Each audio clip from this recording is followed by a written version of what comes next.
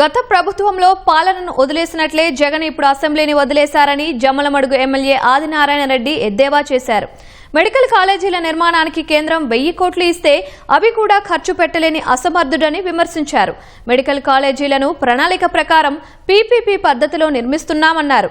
జగన్ 10 లక్షల కోట్లు అప్పులు చేస్తే లోకేష్ 10 లక్షల కోట్లు రాష్ట్రానికి పెట్టుబడి తెస్తున్నారని వెల్లడించారు. మేము వర్క్ చేస్తాం, work is worship, faith is God. ఈ సిద్ధాంతం నమ్మినాం, పని చేస్తాం. ఈ ప్రభుత్వము ఎక్కలేని విధంగా చంద్రబాబు నాయుడు గారు అనుభవం 4 సార్లు, లోకేష్ ఈరోజు కూడా ఈ 15 నెలల పాలనలో 10 లక్షల కోట్ల పెట్టుబడి. ఒకవైపు అప్పులు 10 లక్షల కోట్లు అయితే 10 లక్షల కోట్ల కొత్త పెట్టుబడులు. జగన్ రెడ్డి తెలుసుకో, నువ్వు ఏడుస్తే కుదరదుడా. నీ ఇష్టం వచ్చినట్టు నీకు అనుభవం ఉంది.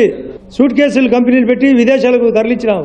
సిట్టు ఒకవైపు దర్యాప్తు, సుప్రీంకోర్టులో జరిగింది వివేకానంద రెడ్డి గారి ఇష్యూ, ఆ కేసు ఒకవైపు, పాత 20 కేసులు మరొక వైపు.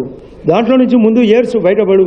ఇక్కడికి వచ్చి చెప్పు నీ యొక్క అభిప్రాయం, నీ మేధావి సలహా ఇవ్వు.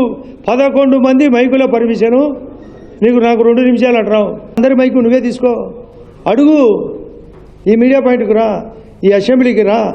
ఇప్పుడు మేము ఎన్ని చేసినాం, ఎన్ని కరెక్షన్ చేస్తున్నాం, నువ్వు వదిలేసినట్టన్నీ మేము అమలు చేస్తున్నాం, చేయబోతున్నాం.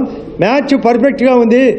నేషనల్ హైవేలు జరుగుతున్నాయి లేదా, గడ్కరీ గారు మళ్ళీ పర్మిషన్ ఇచ్చారు లేదా, హౌసింగ్ రీస్టార్ట్ చేసినాం లేదా, జలజీవన్ మిషన్ అమృత్ రీస్టార్ట్ చేసినాం కదా, రైతులకు డ్రిప్ ఇరిగేషన్ స్టార్ట్ చేసినాం, చేనేతలకు 200 యూనిట్లు ఉచిత కరెంటు, మరమ్మగాలకు 500 యూనిట్లు, చేపలు పట్టే వాళ్ళకు 20,000 రూపాయలు ఇచ్చినామని చెప్తాం. అది చూసి వినలేక, చూడలేక, తట్టుకోలేక చేతులు ఎత్తేసినారు.